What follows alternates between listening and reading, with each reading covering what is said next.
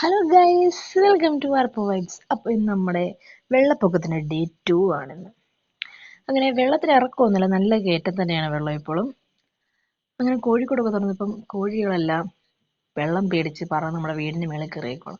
അതാണ് നിങ്ങളിപ്പോൾ കാണുന്നൊരു കോഴി വീടിൻ്റെ മേളിൽ കൂടെ നടക്കുന്നതാണ് കാണുന്നത്. അതിനെല്ലാം കണ്ട് താഴേക്ക് ഇറങ്ങി വന്നപ്പോഴത്തേക്ക് വെള്ളത്തിൽ കിടക്കാൻ നല്ല രസമായതുകൊണ്ട് കുഴപ്പമില്ല.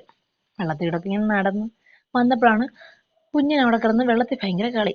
അങ്ങനെ ആ കുഞ്ഞിനെയും കണ്ടു കഴിഞ്ഞ് നമ്മൾ ഷെഡിലേക്ക് വന്നപ്പോൾ ഷെഡിനകത്ത് മൊത്തം വെള്ളം കയറിയിരിക്കുകയാണ്. വെള്ളം കയറ്റം കാരണം ഷെഡിൽ മൊത്തം വെള്ളമാണ്.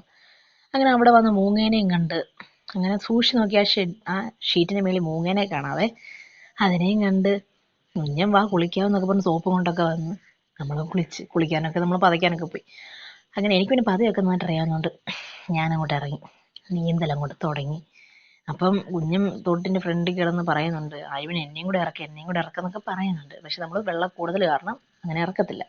അങ്ങനെ കുഞ്ഞും കിടന്ന് റോഡിൽ കിടന്നുള്ള പതയാണ്. റോഡിൽ നല്ല വെള്ളമല്ലേ, ഒഴുകി വരുന്ന വെള്ളമായതുകൊണ്ട് നല്ല ഒഴുക്കായതുകൊണ്ട് റോഡിലും കിടക്കാവേ.